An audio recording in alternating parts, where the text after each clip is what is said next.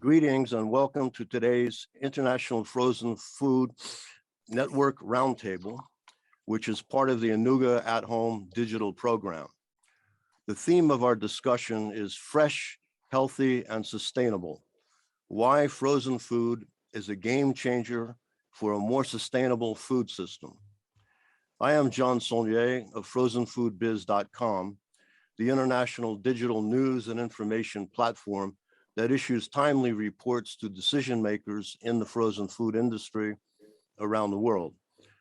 I will serve as the moderator of this session, which for the first time virtually brings together leaders of European and American frozen food trade associations to discuss business issues that affect the trade on both sides of the Atlantic and indeed the worldwide community.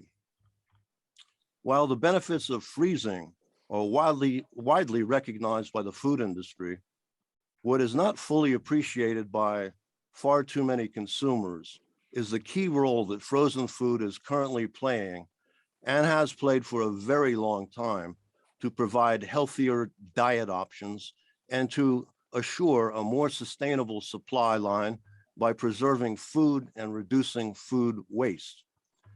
The intent of this roundtable discussion is to help spread knowledge and understanding of the tremendous value that the frozen food sector offers consumers around the globe. We are today very fortunate to benefit from the wisdom of highly informed movers and shakers in the frozen food sector, representing trade associations from Germany, France, Italy, the Netherlands, the UK, and the USA. Now, without further ado, I would like our distinguished panelists to introduce themselves by name, title, and headquarters location. Please. Yeah. So hello, everyone. I am Guillaume Leduf and General Manager from the French Association of Les Entreprises des Glaces et Surgelés, and we are based in Paris. Hi, I'm Richard Harrow. I'm the CEO of the British Frozen Food Federation, and we are based in a small Lincolnshire town called Grantham, which is on the east side of the country. My name is Sabine Eichner. I'm the Managing Director of the German Frozen Food Institute, or better, Deutsches Tiefkühlinstitut, and we are located in the heart of Berlin, Mitte, near to the Reichstag, where we will soon have elections and a new government, and we are very proud to be here in the middle of Berlin. Hi, I'm Allison Boder, and I'm President and CEO of the American Frozen Food Institute, and we're located in Washington, D.C. Hi, my name is Renato Bonaglia. I am actually the president of UNAS, is the association in Italy for the frozen food producers based in Rome. Thank you. Thank you, John, for having us on this online roundtable session. I am Gerben Nijboer, chairman of the Dutch Association Fries Vers platform, and we are based in the south of Holland, a town called Oosterhout. Hi, I'm Luc Darbonne. I am president of the French Frozen Food Association, and I'm located in Paris. Hi, my name is Bernd Stark. I'm president of Deutsches Tiefkühlinstitut and team partner with Sabine. And I worked my whole business life only in the frozen industry. Thank you all very much for identifying yourselves to our viewers at the Anuga exhibition and to others around the world. So let's get started with the Q&A session, beginning with a focus on the current state of the ongoing COVID-19 crisis and its effects and consequences on the frozen food sector. During this disruptive coronavirus pandemic period that has upended our lives for the past 18 months or so, the value of frozen foods has certainly been far better recognized and indeed appreciated like never before. Billions of lockdown and socially restricted people throughout the planet have relied on products with extended shelf lives for sustenance and for nourishment. Many consumers who previously took frozen foods for granted are primarily convenience products now have a much better appreciation for just how delicious and nutritious high quality frozen ready meals and side dishes really are. Members of the panel, do you think that these satisfied customers, some of whom are new converts, will continue to be regular visitors to the freezer sections of their local supermarkets and grocery stores going forward? Let's start with Dr. Sabine Eichner and of the DTI, and then work our way around the table. Yeah, thank you, John, for your question. Indeed, cooking and eating behavior in Germany, not only in Germany, changed significantly during the corona pandemic. And this was also shown by a study that DTI did in the beginning of this year. And we learned that the three most important nutritional aspects from the consumer's point of view are nowadays freshness of the product, a healthy diet, and natural ingredients. And all of these characteristics, of course, are served by frozen food products very, very well. During the pandemic, home cooking with fresh food was more common. That confirmed 41% of our respondents. And there was also a positive change in the use of frozen products because many people learned to cook with frozen products, and so they increased not only the home cooking, but also the preparation of frozen meals. And this development was especially shown in the group of the 18 till 39-year-old people, which is very interesting and very important consumers group for us. And therefore, we hope, of course, that they will stay with the good experience they made with frozen food in this pandemic, and will continue to buy the frozen foods in the future.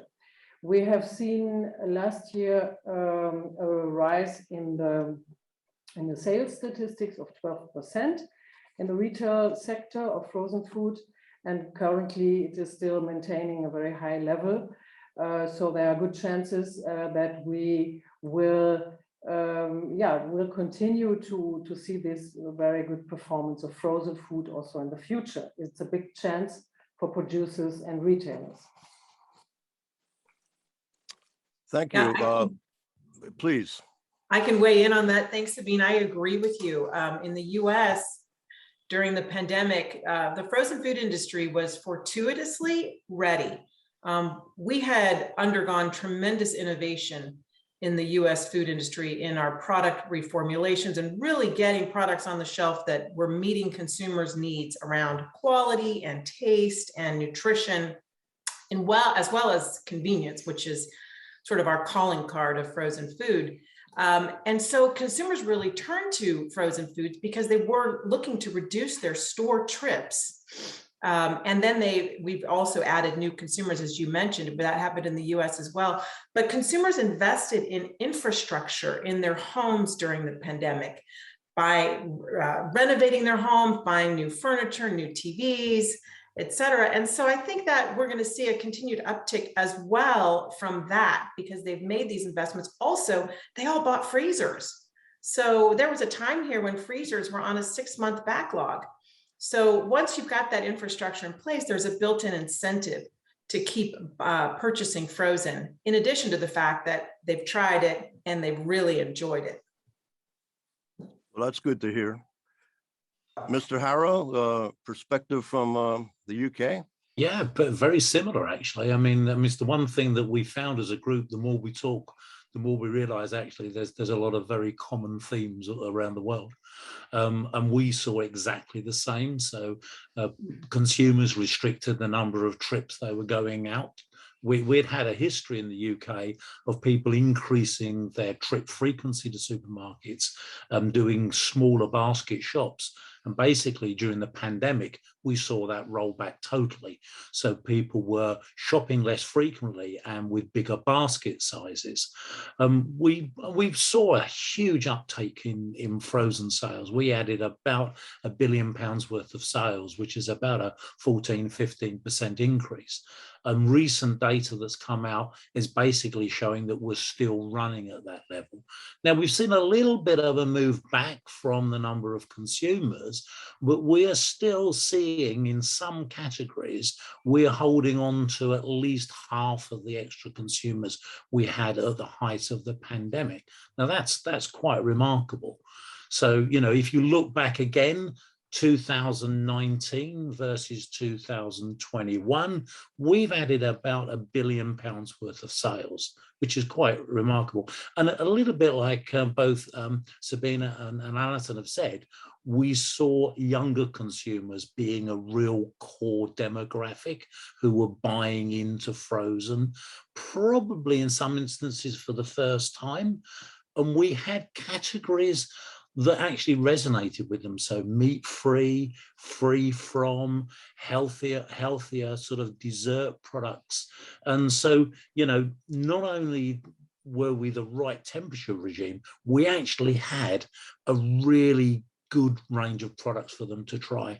I think about the only area that didn't perform well in the pandemic was ready meals. And it's because everyone had a lot of time to spend at home. So they were actually buying frozen ingredients to cook their own products. Very good. Renato. Yeah, thank you, John. Thank you. And totally agree what I listened, and especially with Alison. Here in Italy, we jump on the frozen food consumption. We reached the level of 15.1 kilo pro capita per year. That is a really big number in Italy. We are not famous for to be people that use so many frozen food, but it's still changing. It's changing quickly.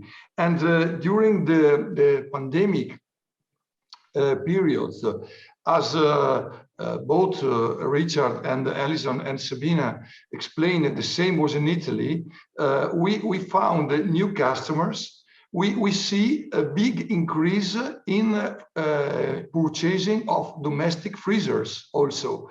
That is exactly what happened also, I listened in other places in the world. So we really are quite confident that this develop and this bigger consumption of frozen food will still remain, maybe not at all, but numbers in 2021 is still quite good compared with 2020 and 2019.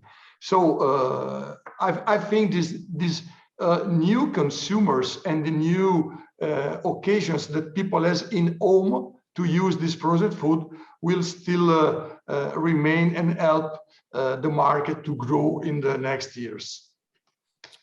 Very good.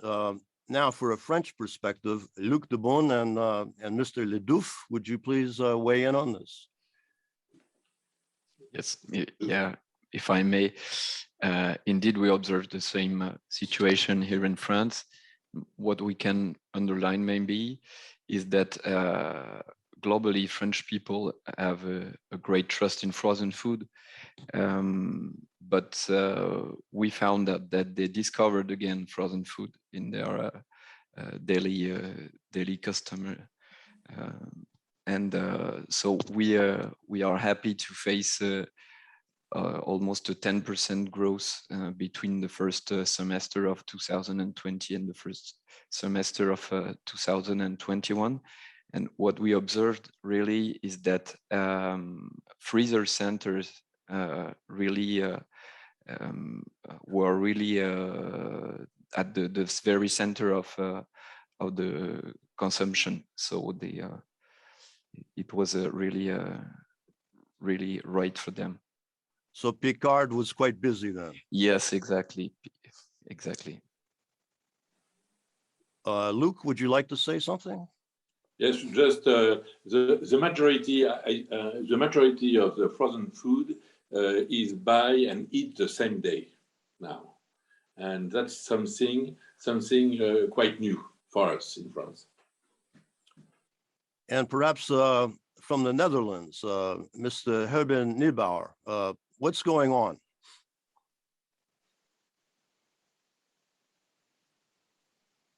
Thank you, John. I think everything is said already. We see the same as in the rest of the world, reducing the number of trips to the store. During the pandemic, we saw that consumers appreciated the frozen foods in healthiness, in freshness, and the way how to prepare a good meal. We saw the same, that convenience meal will drop down because of people will buy more freshness food in the stores. But I think our biggest challenge now, they appreciate our good food. The biggest challenge now is to keep them in frozen, to keep the new customers inside the frozen food section. Splendid. Bernd Stark, would you like to add something to what Sabina said earlier?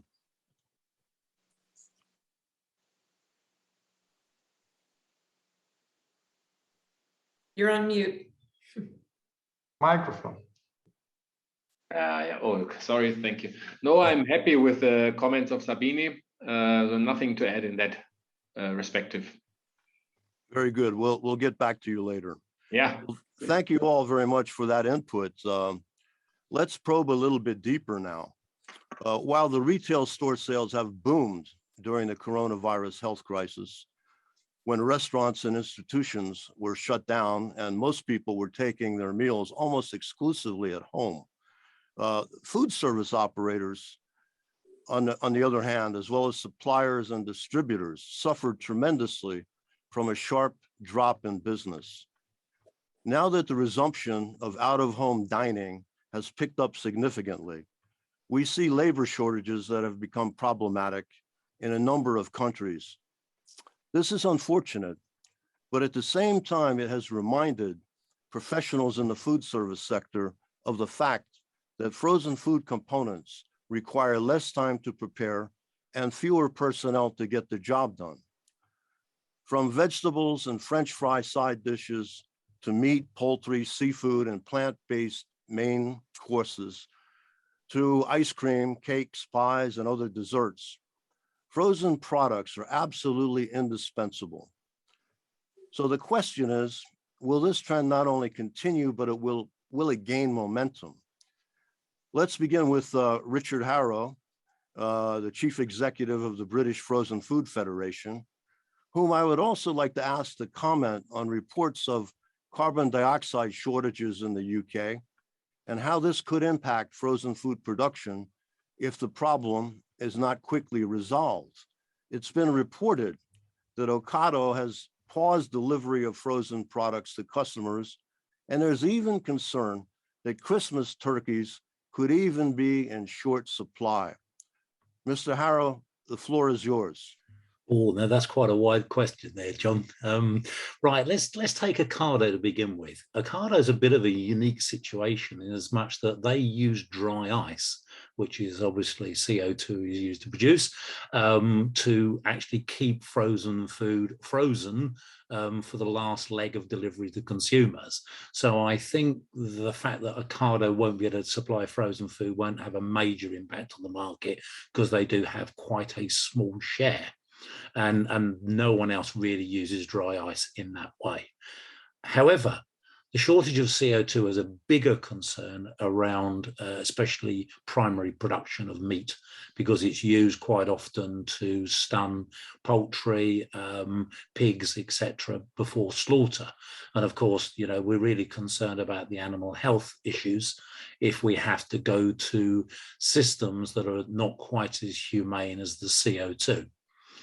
Now, I don't believe that it's going to impact frozen as quickly as it will fresh, because obviously in frozen you tend to work from a stock as opposed to a day-to-day supply situation.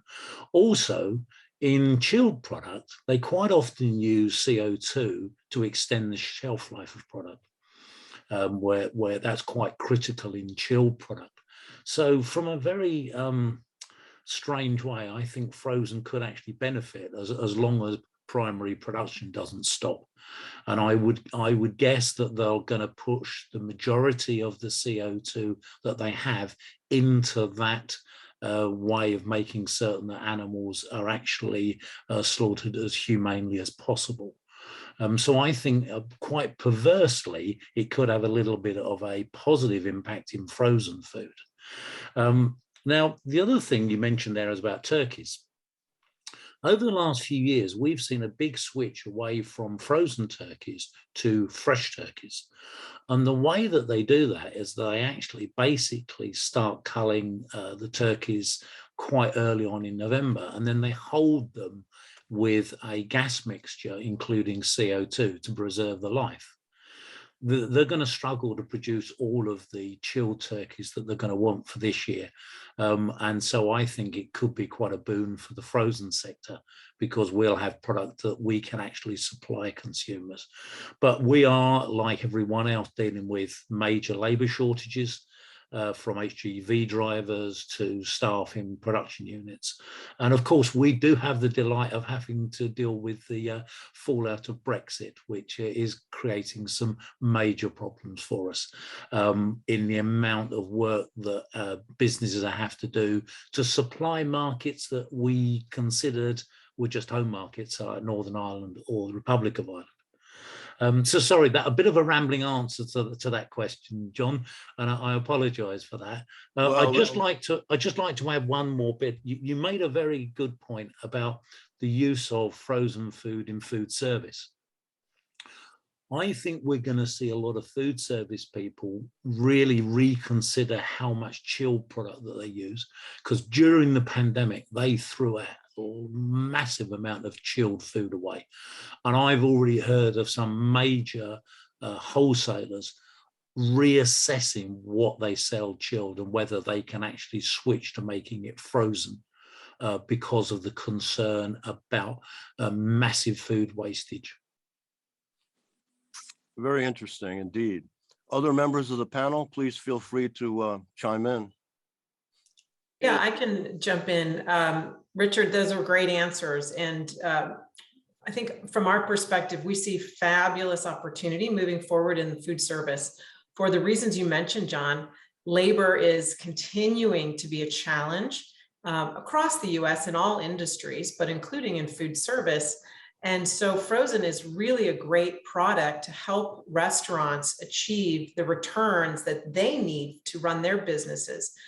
We did some research back in 2020 that we released on opportunities for frozen food and food service, and labor was one of the major issues. Other issues were around packaging, that if we can, as an industry, figure out what types of packaging work best for food service, that would be helpful for them to encourage their use. And the other area is around innovation, that there's a real opportunity to innovate specifically for food service to help restaurants or food service establishments, institutional establishments, drive more creativity in their products. So that's a way that frozen can help, but also at the same time not increase their labor needs. Very good, Alison. Other input? Yeah, probably I can add something what Richard and Alison says. I think we can view in Germany that from three perspectives in the out-of-home market. The first perspective is the development of the product itself. So if you see that development, you can see that we had a really big decrease or decline in turnover of minus 20% compared in the year 2020 compared to 2019. And we expect that we will have a 10% increase compared to last year. So it's recovering, but we will not achieve the level of 2019. So there are a lot of numbers. Sabine will provide you with the numbers, but that you can see there is a clear reliability on frozen food. Why? Because all the distributors, all the gastronomes can plan with availability, and they cannot plan the coming in of the guests, but they are always prepared with frozen food to instigate fascination. So the key driver for growth from our point of view is the availability, the distribution. You can see companies who have a wide distribution, let's say over 90%, they have an enormous start. So because nobody can think about and will do all the different negotiations, and now I change to that supplier and that supplier. Now they take what they have. No discussion about pricing. The availability is the driver. Second, you can see that in the sector of the customers, there's a big move, because if you see the different channels, I take catering industry, so with all the home office things, so they try to learn what they can offer in future, because the people won't come back. So many people, a home office, that's a no-go in Germany. Now everybody was dependent on home office, but nobody was going in a office restaurants, and so they had no turnover. So they learned to develop different channels, so different sales channels. So if you take the tourist tourist gastronomy, they had a very fast recovery, because the people were hungry to do a holiday, and they were really strong to offer something.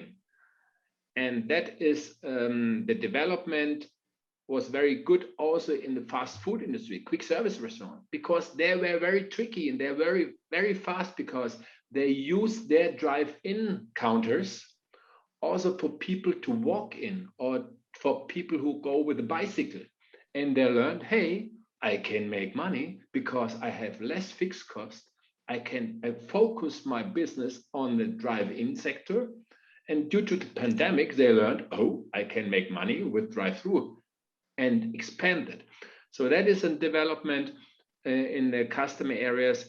Of course, all the labor issue, it was also a theme before, because it was no attractivity in Germany to be a cook, because 12 hours work, no real leisure time, nothing to plan with my family. Yeah. And that was forced now by the pandemic, because the people, take the students who were very active in the service sector, they learned in the industry, hey, I can make money for 12 euros without any service charge. I walking in the industry, I have my apprenticeship, I have my money, and I have not to deal with the guest and create my service fee. So the people these people are missing. And the other hand is also officially due to the fact that the people earned less money in the gastronomy. They learned, hey, if I stay in that industry and another pandemic is coming, so I learned I cannot survive with my, how you say in English, Kurzarbeitergeld, Sabine, so the official supporting from the administration, you get a money, but it's only 70% of your net. Yeah. So government assistance. Yeah. Yeah. They cannot survive with that money. So that is the sector. And the last thing we do forget always, is the guest in the food service sector. Because for me as a guest, hey, I like to have a perfect schnitzel. I like to have communication. I like to have entertainment. And I'm very careful to go in a guest meal because they have to do a trace back, they have to do all the administration, all the things. But at the end, food, it's normal. I like to have something perfect. And now we have the big chance of food service, of frozen food. Frozen food delivers a steerable quality for the guest. Steerable quality, just in time, without any planning. And that's the mega advantage for frozen food for the future. And hopefully we can convince the people, hey, use more frozen food. And that's the big potential, because the guest is expecting something perfect. The gastronome, the bottleneck, has to plan when are the guests coming. And frozen food is delivering the solution for each channel in the gastronomy. So I think there's a mega potential for frozen food. The question is how we can communicate that not only on a rational way, also on an emotional way. A schnitzel is a perfect schnitzel, independently if this was frozen or fresh. It has to be perfect on a plate. Communication, indeed, that's key. And I know that Mr. Ledouf is very involved in communicating with the press and with the public. Perhaps you would care to offer some comments. Yeah, exactly. We manage with our federation to go for a promotion campaign with members and non-members of our federation, and the main target for us was to promote qualities of the frozen food product. So we choose to focus on three targets: increasing, of course, the visibility of frozen food. We try to re-engage the audience about frozen food. It means influencers, professional consumers, and our clients on B2B. And also we wanted to develop and educate the audience on the benefit of frozen food that we are demonstrating since the beginning of this roundtable. So for the first year, we try to work on notoriety and perception of frozen food, and this year we are communicating to engage our community. So we really focus on taste, pleasure, because in the end it all comes to pleasure when we eat something. So we think it's important to remind that frozen food is as good as a fresh product, and we also give some tips to cook frozen food, and remind that fresh and frozen are allies, and we underline that there is a common approach to create for a great meal with both type of products. Splendid. And Renato from Italy, please, some comments. Thank you, John. Oh, really, not so much to add, because Bernd and Richard, everyone has explained that what is also our perspective, that this problem that you put as a question is really a big challenge for the frozen food industry. In Italy, I can tell you that during the pandemic, so last year, we had an hysterical situation from the government that every Sunday evening explain you what will happen the next week if you can open your restaurant, maybe also in the morning, maybe also in the evening, maybe from 6 p.m., maybe from 3 p.m. So it will, maybe you can open. So this make a huge number, a big quantity of fresh food, of course, put in the waste bin. And you have to consider that it happened when these people, I mean the food service operators, are in the worst times for their business. So they discover who at the moment maybe don't use so much. Discover what the frozen food can help about this, about to be ready when your scenario is changing so quickly. And this, in my personal opinion, but I think that is the same of the other panelists, make a very good challenge, a great challenge for our industry, especially for the food service in the next years, because no one can have so many things inside, like frozen food, for the things that Bernard explained before. So immediately availability, good quality, and everything. And also the same in Italy. The job, the cook, is not easy to find cook here, because especially now, Italy is growing so fast. We are making our best growing of ever in this month, and we have no people. We have no people also in the factories, to be honest. It's a strange thing. But so I can confirm that this can help us a lot in the next times. Thank you. And from the Netherlands, Herben, would you care to weigh in? No further comments, John. I think everything has been said. Yeah, I think it's been well said. Absolutely, the food service sector, even though it's come back quite a bit, it's still having problems with labor. And here in New York, across the river, well, there are issues. I mean, people suffered, operators of restaurants, tremendously. Now they're reopening. Now they're requiring proof of vaccination cards to get into restaurants. So this is a big issue for the proprietors. But slowly but surely, where I am sitting at the moment in New Jersey, we're benefiting tremendously in the food service sector, because many people from New York are coming over here and enjoying very good restaurants at the foot of the George Washington Bridge. But I don't want to put too much emphasis on it, because I see that things are really coming back slowly but surely. And that's good for all of us, and especially for the frozen food industry, food service sector. Now, let us shift gears a bit and address the all-important issue of food safety.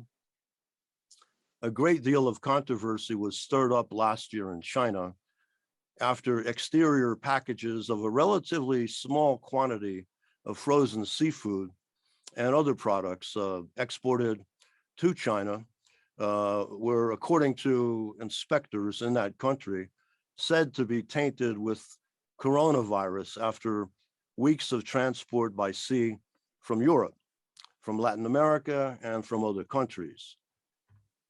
Exporters of these products have strongly denied that the contamination occurred at their end of the supply chain.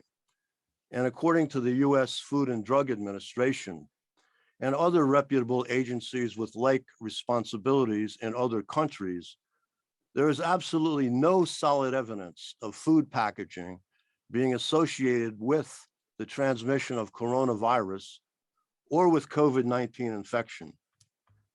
Nonetheless, frozen food importers in China were negatively impacted economically, as were their overseas suppliers.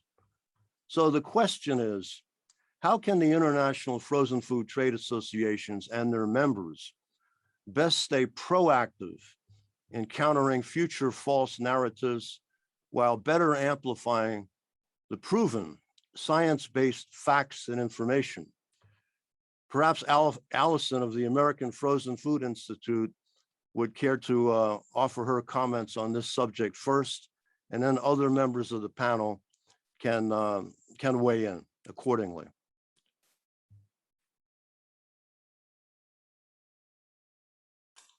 Yeah, thanks, John, for that question. It is really important. And it's important to note that we haven't seen any evidence of those positive findings out of China. So I know they've been reported, but we have seen no evidence to date of them. It's important for associations to support credible science and to use that science to drive policy. It's part of what we do at AFFE with every issue that we manage. But you appropriately noted, right, that there's no evidence right now anywhere, not just out of China, but everywhere, anywhere else in the US or globally, that COVID is associated with transmission by food packaging. And that's because COVID is transmitted by airborne particles or droplets, not by surfaces. And the world's leading health organizations agree that there is no evidence of spread through food consumption or food packaging. I'd like to add also that the food industry considers food safety and worker safety our utmost priority. And we've invested and implemented safety protocols and standards informed by science that exceed regulatory requirements. And we did that very early on in this pandemic.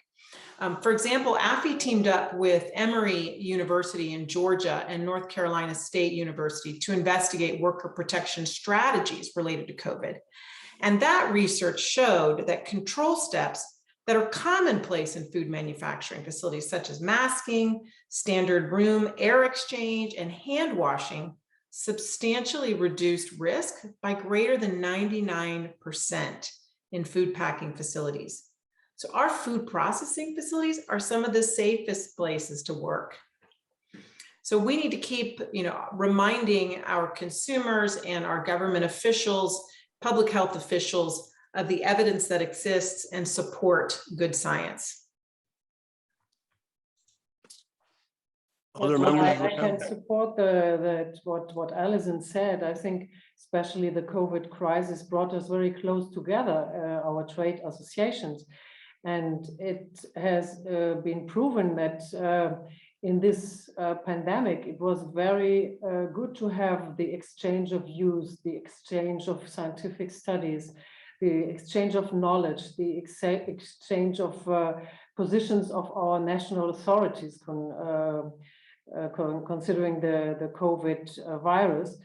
And I think it's a very good example how we also can, in the future, stick together, work together for the best level of food safety for frozen food.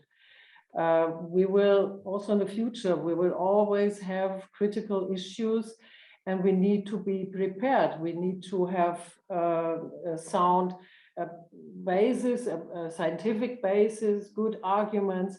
And I think it's very helpful for the whole industry of frozen food that these associations have learned during the COVID crisis to work together very closely.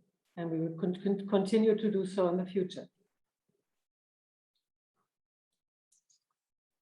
Anybody else care to comment? Yeah, I think the way that we've worked together over the last 12 months, especially around issues with, the claimed coronavirus on packaging has been a really good illustration. I pay particular compliment to Alison and her team. They've been very good at providing us as a group really good information, and then we've all worked together. And I think it's pretty clear. I think we've got to work together, and I think we've got to be clear on the message, and it's got to be supported by science. Just very, very quick, thank you, Sabine, for what you said, because totally agree with what we can do together, especially in this very, I can say, very quick time. What everything happened, and 1 minute after, all the world are taking care of these facts due to this new technology regarding the social media and everything. So this really can help us all in the future.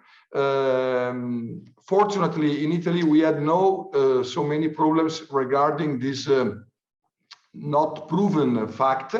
So no much buzz on this, but I can confirm we benefit from what we share together in the discussions, because we signed some note to the government, and they inform that actually there is no evidence of any of this risk for the consumers, and it helps a lot.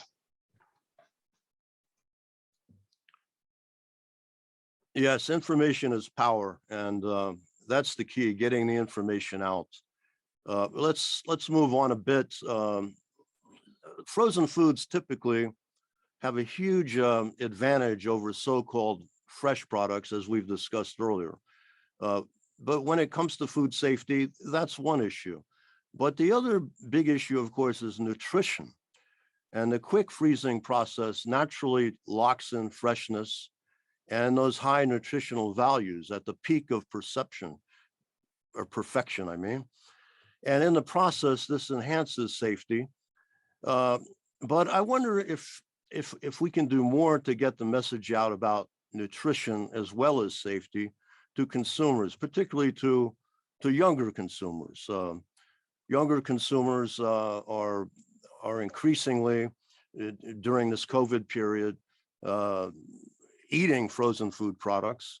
In the past, of course, ice cream was never an issue regarding freshness. Younger people enjoyed ice cream. But what can we do, I think, to get the message about nutrition out more? Perhaps again, from the French perspective, Mr. Ledouf is very involved in communication. Perhaps you would like to kick this part of the discussion off. Yeah, maybe I can share something that is going on here in France, which is called a Nutri-Score, which is basically a note for a product based on the nutritional aspect. So our companies are very involved to be transparent on this Nutri-Score, because we think it's a way for consumers to have good information and to be able to make the right choices in the supermarkets between two products from a same range of products. So I think it's a good way to inform them, and I think we as a federation need to encourage companies to go in this way, and so we help them to explain consumers and politics what they really do on a daily basis for food safety and food quality, and that it means traceability from the field to the factory, that we are monitoring all pesticide and chemical residue to conform to the regulation, etc., etc. So I think, yes, we have a further step to make, but we are basically working on it on a daily basis. Yeah, I can strongly support what Guillaume said about the Nutri-Score. In Germany, we had also a big discussion if this label should be introduced or another one. And in fact, the German frozen food industry was the first branch of the food industry who supported very strongly the Nutri-Score introduction. And so I think this has made also a positive effect on the image and the way how the political stakeholders, how NGOs, how critical consumers see the frozen food, because probably nobody really expected that we could be supporters of this label, that we could be in favor of more transparency.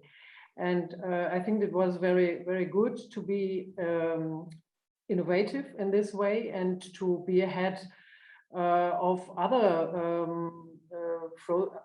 food categories in this respect. And what I would also like to add is scientific studies, a scientific basis is always very helpful to communicate the advantages of frozen food to the consumers. And we made very good experience with our vitamin study, which already has some years, but it's still, of course, valid, and it's important for our communication to explain to consumers that the freshness, the high content of vitamins in frozen food is preserved by this method of preserving food. And that is something you have to tell each generation of consumers again and again and again. It's the same old story, but it's still valid. It's still necessary to continue to inform about this very, very important positive advantage of frozen food. May I add probably on in that stage, what we discussed and what we learned, I think everything we do in the communication is more rational driven.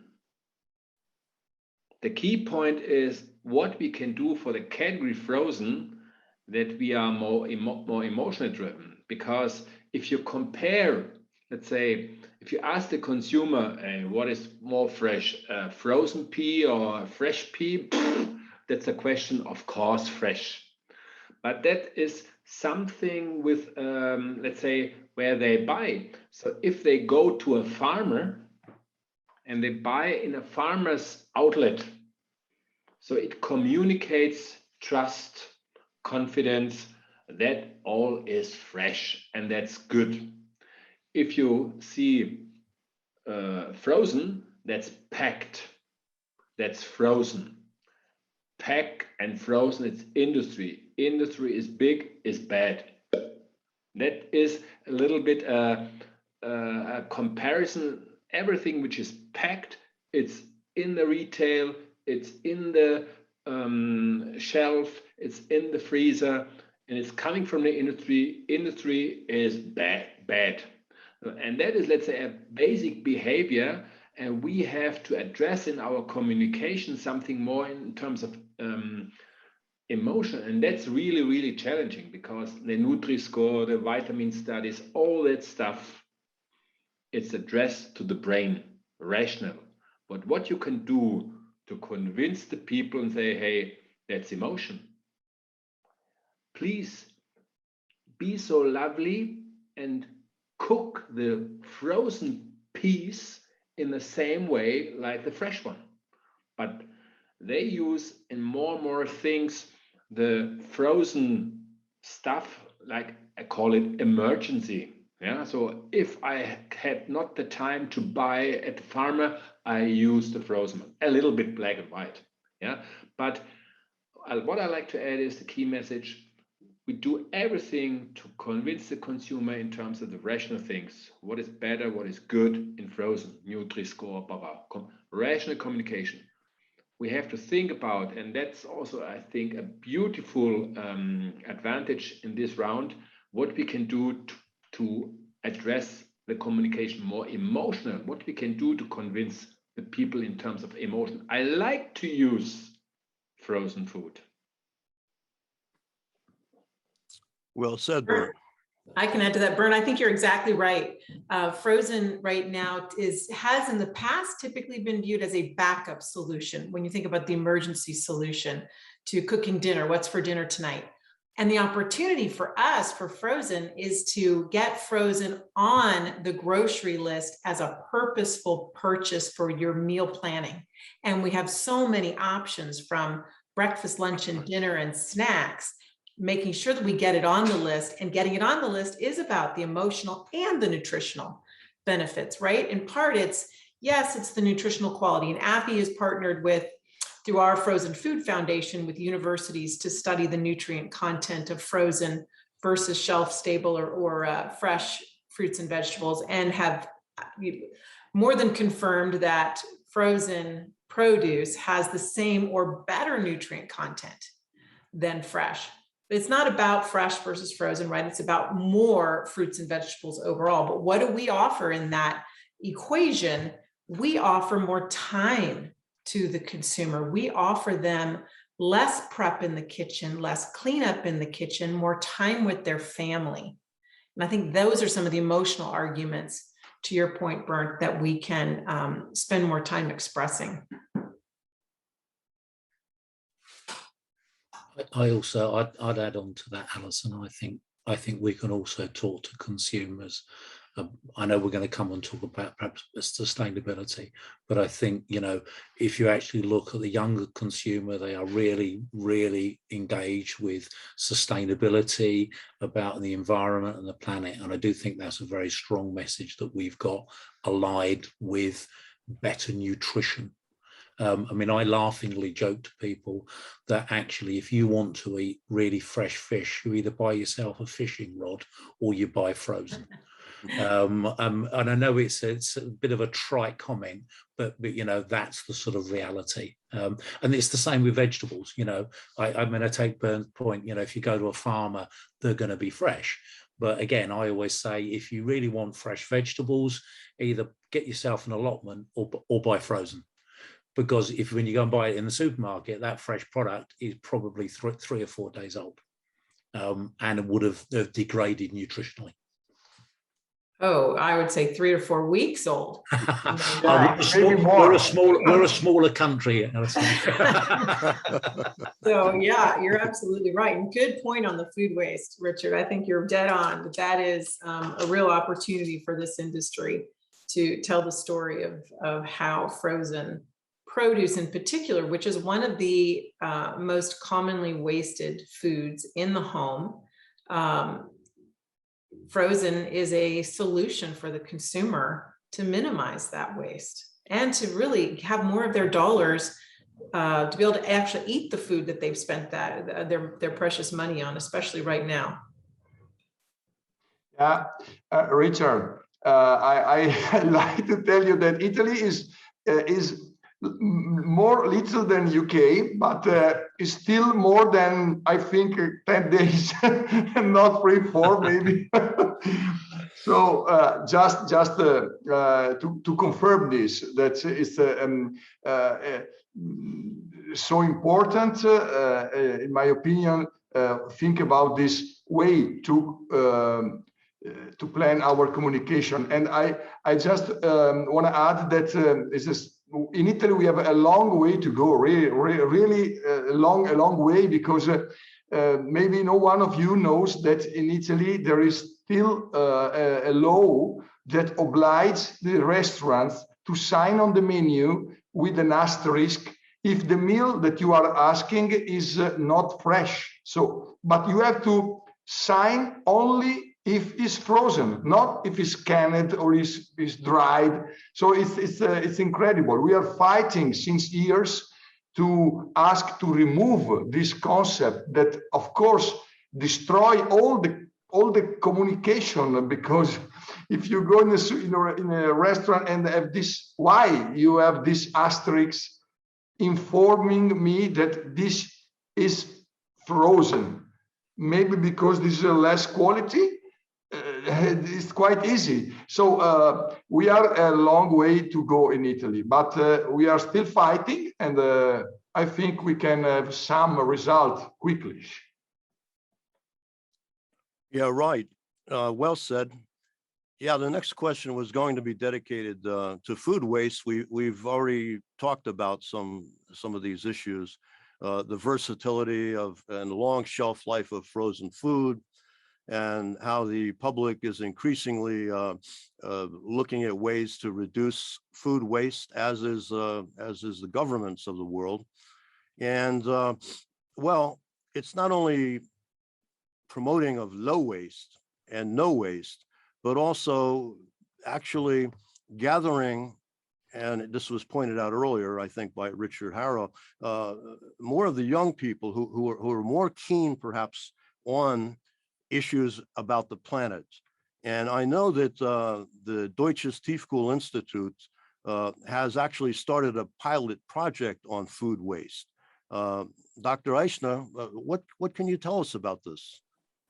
Yeah, John, that's correct. We have been engaged in the food waste issue, which is very strongly politically debated in Germany and in Europe from the beginning, because we have always seen it as a key advantage for the frozen food industry. And we take our chance to communicate in the political dialogue, and also in the dialogue with cooks and private consumers, how they are supported by our products waste less food. And looking at the whole food chain, of course, it's very clear that frozen food preserves the best of the raw materials, the best of the food we have. But to communicate that in a transparent and reliable way, we thought it's very important to show and to also have a closer look on how we as an industry deal with the natural resources. And that's why we started a project on measuring food waste at the industry level. And what we can tell at the moment is the first figures we have from the project with our members is that you can say that the ready produced frozen food product at industry level, it is not in any way wasted. 99.9% really gets to the next level of the supply chain, either the retailers or the gastronomic sector. And that's a very important statement we can do, because we are not wasting any kind of food. What we have, of course, in our industrial processing are certain rest food losses, if you want, things that have to be used in another way and cannot use as for the human consumption. That is true, but in this point, for the industry, it's always important to look at the costs and to be very sensible, to be economically successful. And so we are trying to put all the puzzle parts together to describe the picture of the whole frozen food supply chain and to explain to consumers and to politicians why we are so efficient and why we are so sustainable and supporting the goals that the European Union and United Nations have set up, which is to reduce food waste by 50% until the year 2030. That's not very long from here, and the politicians have to look on how they can reach these goals. And we think we can be, as a frozen food industry, we can be a game changer when we can help to achieve these political goals. In France, Picard have done a survey for their customers, and the survey says that 1% only of the frozen products sold by Picard go to waste. Only 1%, and they have the survey.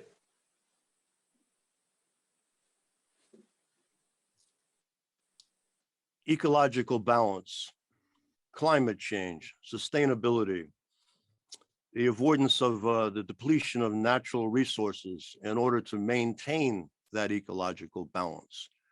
These are all positive things that the frozen food sector has going for it.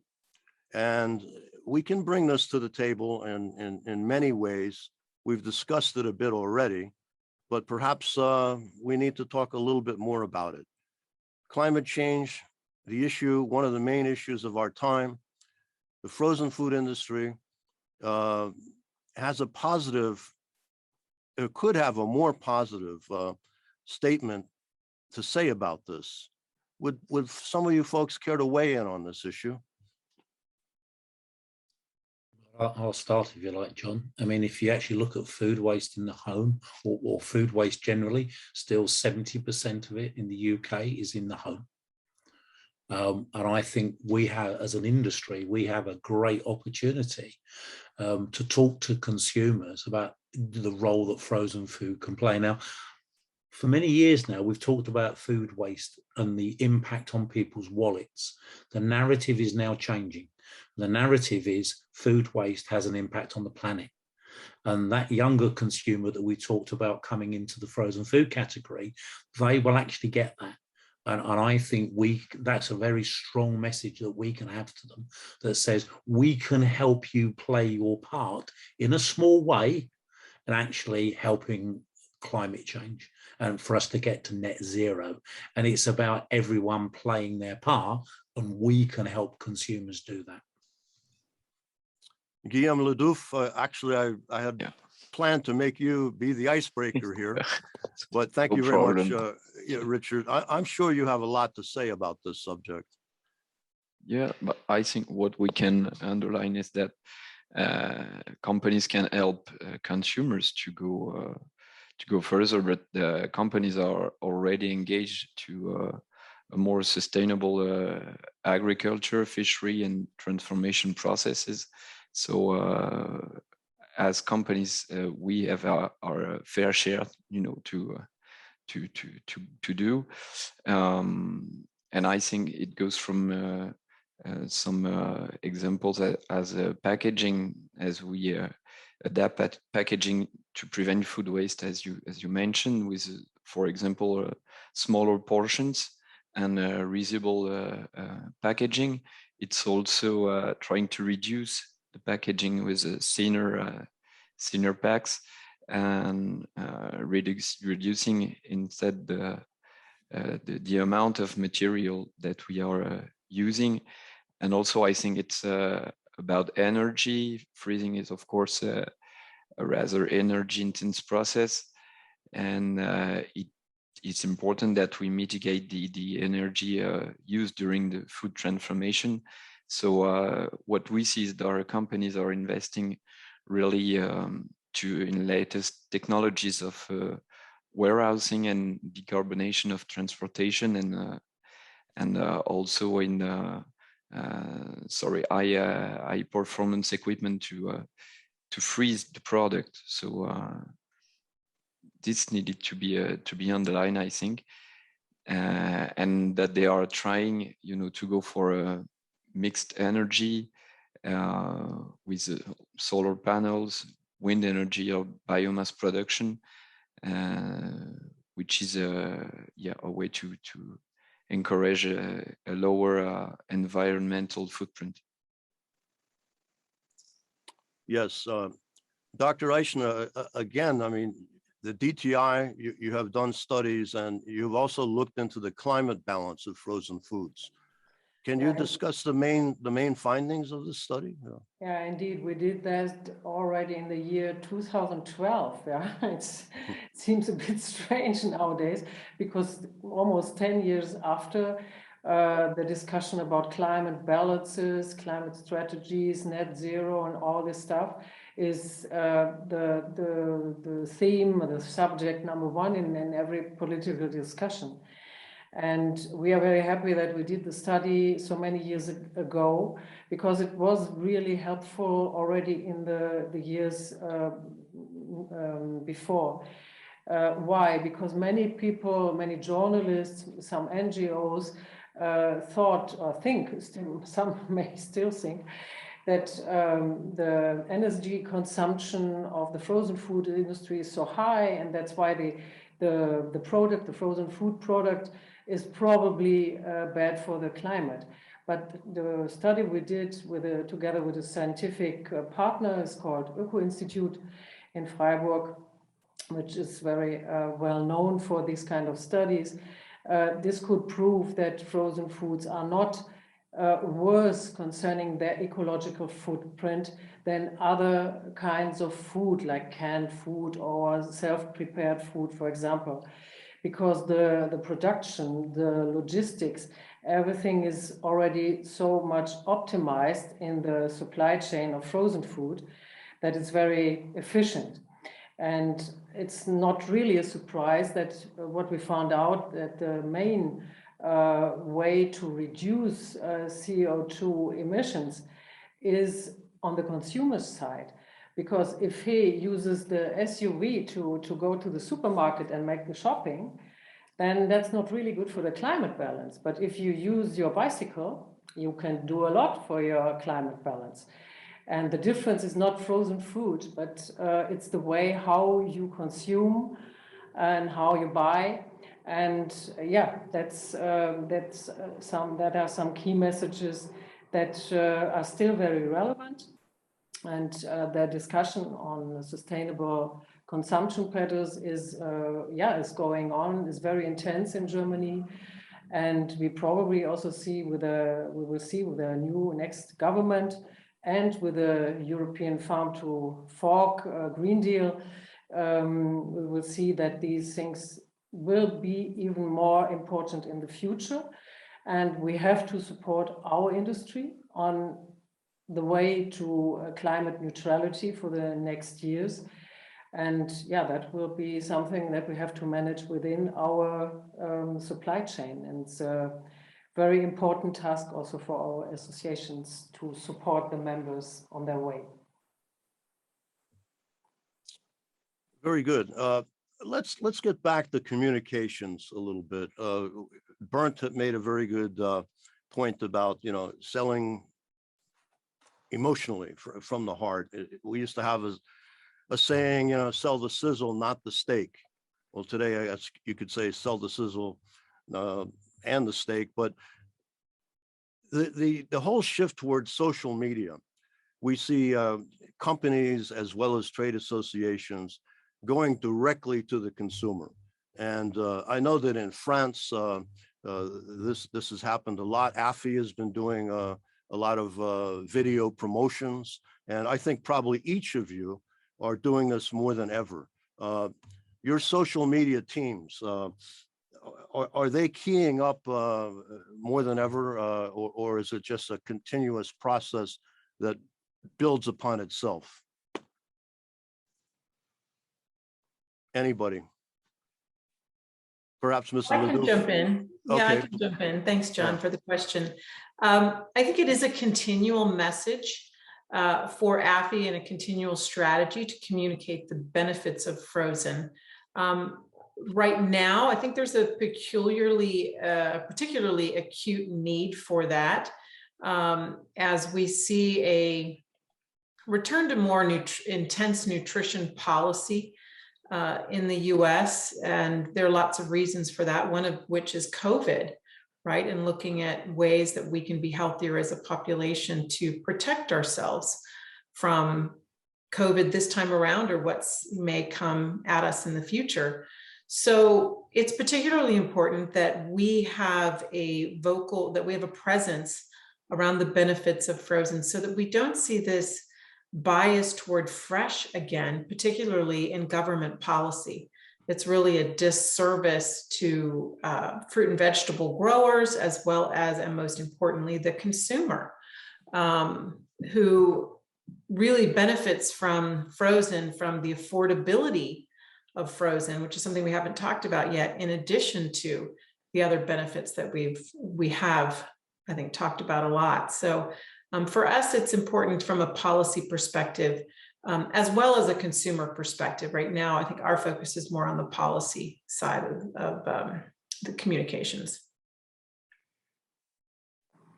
And if I may jump in, Alison, you have in the United States, you have the frozen food month. We have learned from you.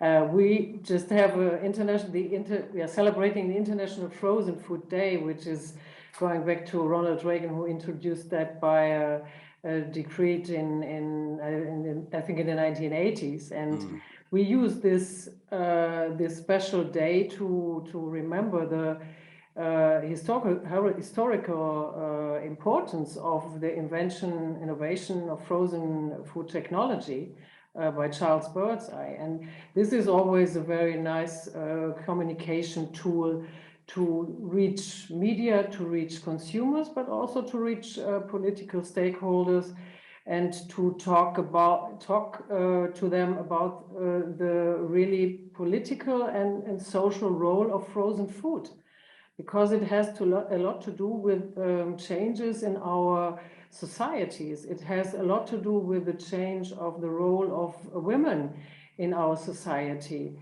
And all these subjects can be addressed, especially around this special historic day. And I think it's a very nice example that you can also use for social media campaigns and different marketing and PR activities.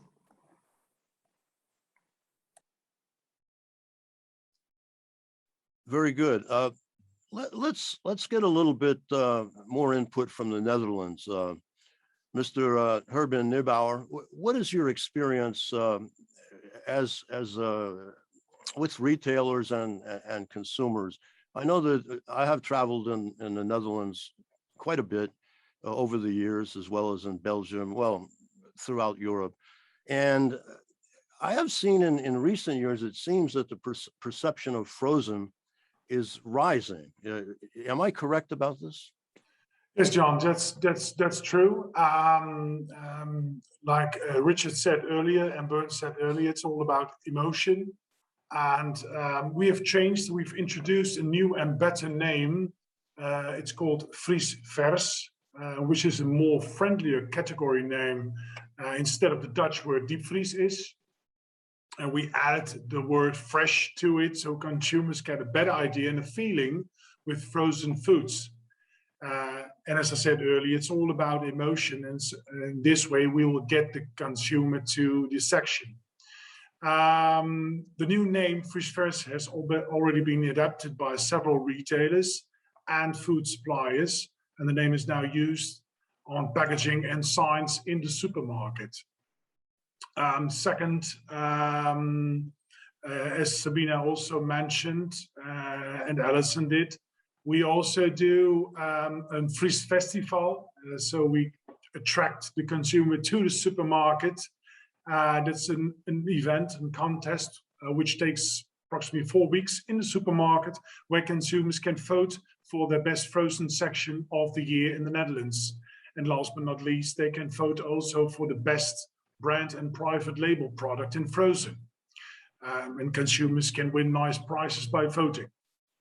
And due to this extra attention in the frozen section during those 4 weeks, retailers and we see positive effects by consumers, high indexes, which proves that attention pays off eventually. And even more important, it brings new customers to the frozen section, which we already would like to have. And further, in terms of communication, we use social media such as Facebook, and our members can use our platform with a wide range of followers. And they, for example, can use our platform for introductions of new products.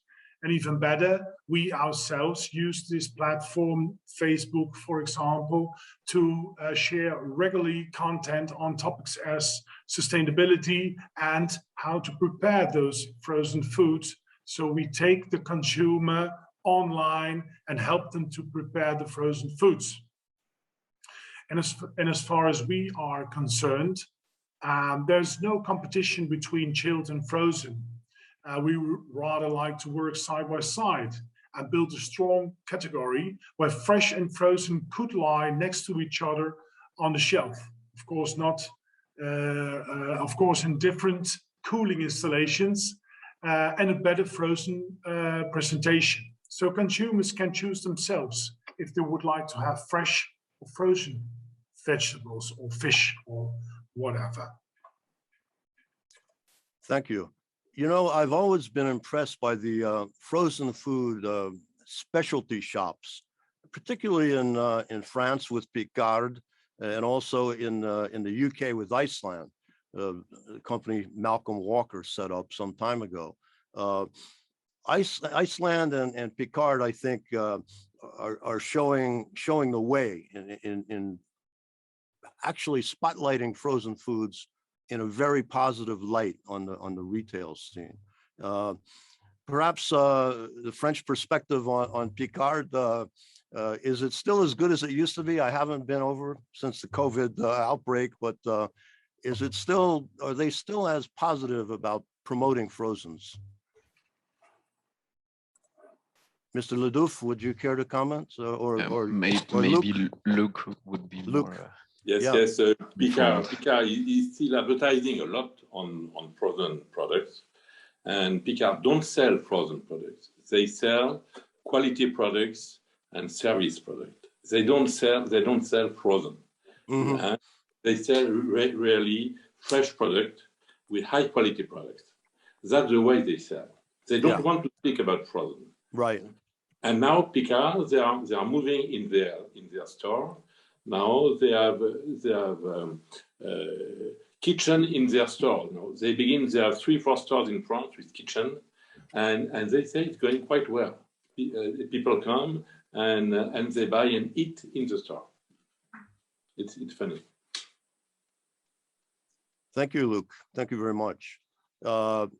Any other comments regarding the specialty shops that are selling frozen products, which are not necessarily promoted as frozen, but promoted as great food? Well, I must admit, John, I'm going to, sorry, Alison. No, go ahead, John. Sorry, Richard, go ahead. No, go on, ladies first, always ladies first, come on. Well, I was just going to comment that we are seeing some specialty stores in the US on the e-commerce side with frozen, which is really interesting. And frozen has some challenges in the e-commerce space, particularly due to cost. But we are seeing some premium e-commerce opportunities that are successful in frozen with meats, specialty desserts, and some specialty higher end smoothie products, breakfast beverages that are really high in fruits and vegetables. So it'll be something fun to watch and something for the rest of us to be thinking about. How does the rest of the frozen food industry engage in e-commerce also? Richard? Yeah, I was actually going to make a comment about Picard. I was over in France a couple of years ago now, and they actually had a display in store for office workers to buy a ready meal that just happened to be frozen, that they could take to their office and to microwave. And I just thought, what a really clever piece of innovation that was. You know, in the UK, it's all about sandwiches and crisps and that. But I thought, you know, a frozen food retailer actually saying, no, actually, we can do something for a consumer. I just thought it was a great piece of innovation. And Picard always blows me away when I go and see them. But recently, Iceland have just launched, I think, 250 new lines in one period. All on frozen, different branded products, some really, really good innovation. So yeah, I'd agree with you, John. They are, for me in the UK, they really stand out as being a real promoter of the category. And we talked a bit about affordability, of course. This is the thing about frozen products as well. I mean, we're going through all aspects of the market, different economic groups. Alison pointed out e-commerce in the US, this is becoming bigger and bigger. And yes, some of the higher end frozen products, if you will, in terms of desserts and, well, ice cream, frankly, and other products are gaining a lot of traction. That's for sure. But on the other hand, for people that have budgets that they have to adhere to with growing families, et cetera, you know, we offer very good products at a very good price. And this is something we can't promote enough, I think. Any other comments on this? John, if you mention ice cream, you have if you mention ice cream, that is, you know, I worked 26 years in the ice cream industry. And there you have always also the comparison of emotional and rational things. Yeah. If you do a rational blind tasting, you compare ice cream from the Italian ice cream parlors or handmade with an industry ice cream, and you ask the consumer, they say, oh, well, brilliant, the creaminess of that. And then you detect that that's industry. Yeah. But if you do an open degustation and say, hey, what's better, industry ice or Italian parlor? Forget about that one. Italian ice is the best one you can get, and that's purely emotion. If you do it rational wise, of course, not saying, Renato, Italian ice cream is bad, yeah?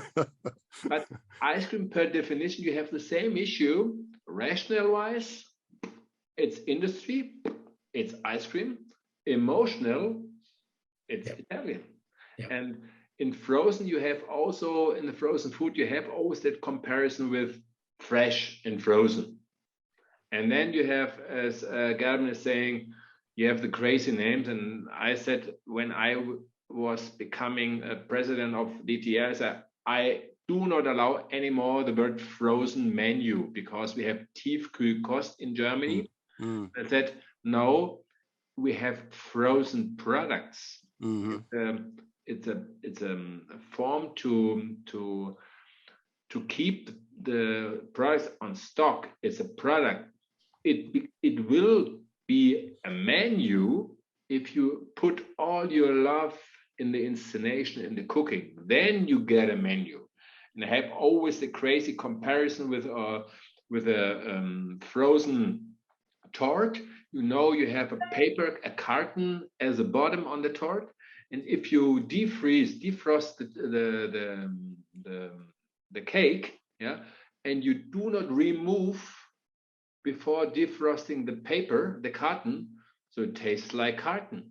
So, and that is the installation you have to do. Remove the carton, defrost it in a perfect way, and you will have a perfect product. But many consumers do not follow that advice. They do not remove the carton before, and then it's frozen. It tastes not like fresh, and that's a pity. Renato, we heard something about Italian ice cream. You have a couple of minutes if you care to respond. Oh, thank you, John. Thank you, John. And of course, we can discuss maybe for a century about what is the regarding Italian ice creams, because you know, from a village to another one village, 5 kilometers distance, you can find so much difference that it's terrible. Try to make this panel with these different flavors and creaminess and so on. A very interesting activity that, to be honest, is not dedicated to the frozen. It's for all of the range of the product that you can find in the retail stores. There is a smart research operator that is crossing together the data from you know, the SKUs EAN code in the retail, so Nielsen data, what the people are buying today in the different supermarkets. They are crossing this with the claim that is in the product, in the packaging. And we had the result from the frozen data, and we see that from 2019, from last year in 21 and 2020, there is an increasing of 7.6% in volumes of the product that claim something about the food waste on the packaging. And the interesting thing is that this quantity, this value, 7.6%, is almost the same in all the segment of the frozen range. So in vegetables, in fish, in meat, in ready meals, in pizza, everything. This just can let us think that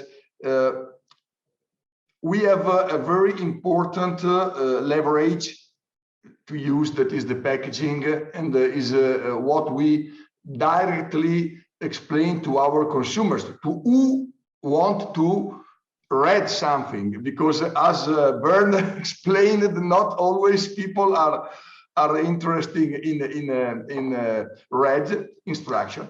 It's very important data, because it seems that is quite horizontal.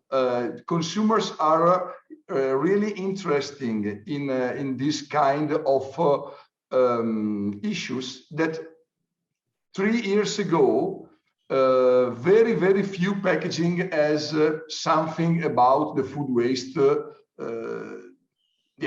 clearly claimed on the packaging. Maybe they can show you how you can manage, put plastic here and the paper there, but no more. This is something that I think is quite interesting and that we can work on for our all of our sectors and change worldwide. Grazie, Renato. Thanks for those details. Appreciate it. Now let's zero in on the Anuga exhibition. I would like to invite panelists to say a few words to the Anuga organizers about how your members are engaged in the international trade of frozen foods, how they value the impressive and innovative Cologne Messe as a platform for bringing buyers and sellers together. And Dr. Eichner, perhaps you will comment first on Anuga's role in establishing the International Frozen Food Network, since the initial meetings actually took place at the Cologne Fairgrounds during Anuga in 2019. Yeah, thank you, John. Indeed, Anuga played a very good and active role in bringing our associations together, because they are really interested in supporting the global frozen food industry, and their associations to play even a more active role in communications in the whole food business. And DTI is for many years now the partner of Anuga Frozen Food and Anuga Culinary Concepts. And we are very proud to be there every year. This year will be a very special Anuga because of course, there are still some restrictions due to the COVID pandemic. But anyway, it's good to be back. It's good to have the most important international trade show for food and drinks in Europe, in the world, in a live way. We can have personal contacts again, and that has been so missing so many months now, that we are very happy to be as DTI at the Anuga. And we thank everybody that you all supported us today with your attendance, with your time, with your expertise in this international roundtable, which will be available on the Anuga at Home platform, as John already explained. So thank you very much for that. And I hope that we will meet again at Anuga 2023, because most probably this year I won't see you there, but I hope in 23 we will have all the chance to meet personally, and maybe our network has developed further, and then we can communicate again on the efforts, on the progress we made with frozen food. Thank you very much. Thank you. The panelists, one and all, thank you for your comments, your observations, your insights about the growing frozen food industry. Your comments were highly informative and most interesting. But now the time has come to wrap up today's proceedings, and special thanks should be given and appreciation to the Deutsches Tiefkühlinstitut, the staff members of the DTI, for all that they have done to organize this event and bring us together virtually from around the world. I would like to ask Bernd Stark, chairman of the DTI, to conclude the panel discussion on behalf of the International Frozen Food Network. Oh, thank you, John. But it's a challenge, but I try to do that a little bit. So I think, first of all, thank you, John, to you that you give us the opportunity to have that exchange and to make it public and to communicate the first time this international platform. And you did it with an excellent expertise and moderation. And I think it was was good for all of us to follow your questions. And also big thanks to the members of the International Association. I think that we feel, as always in our pre-discussion we had, a really great openness and a really great common playground. And thank you to all of you and to your great expertise. And I think, and I hope, John, that we answered some of your questions, and especially your question, what you raised in the beginning, fresh, healthy sustainability, why frozen food is a game changer for more sustainable food systems. I think we showed you the different perspectives, why frozen food is the future in our unsecure world. We saw that with the pandemic, and frozen food is really a big element in our future nutrition. With, I said, we saw in each remark with a steerable quality. And I think we learned also that we are really on a common playground. And we learned also that we have a lot of expertise in rational things, but we learned also we have a huge potential how we can create emotional things to create the fascination we have to our category, also to the consumers. And you are from frozen food from the beginning.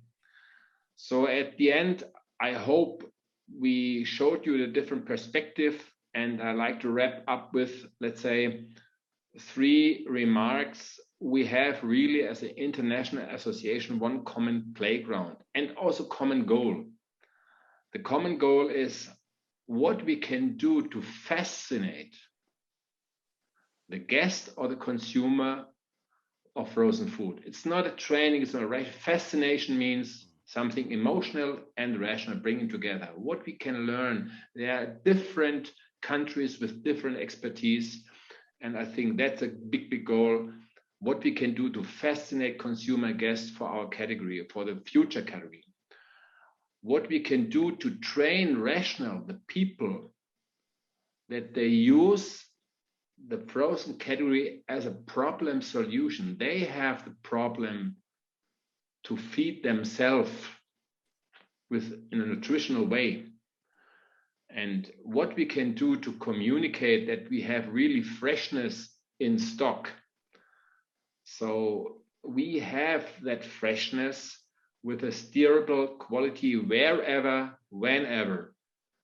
And that, I think, is a common playground for that group. And thank you very much for the opportunity for all of you. And it was a great pleasure to see that everybody is really highly motivated and also willing and to open discussion. Thank you very much to you, John, and all the participants. Thank you very much. Indeed. Thank you, Bernd. And thank everybody on the panel once again for taking time today to participate in this exchange of information. I'm looking forward to seeing you folks on the floor at the Cologne Mess during the Anuga 2021 to see what it has to offer. See you soon. Thank you. Bye-bye all. Thank you. Thank you. Bye. Bye. Bye-bye. Thank you.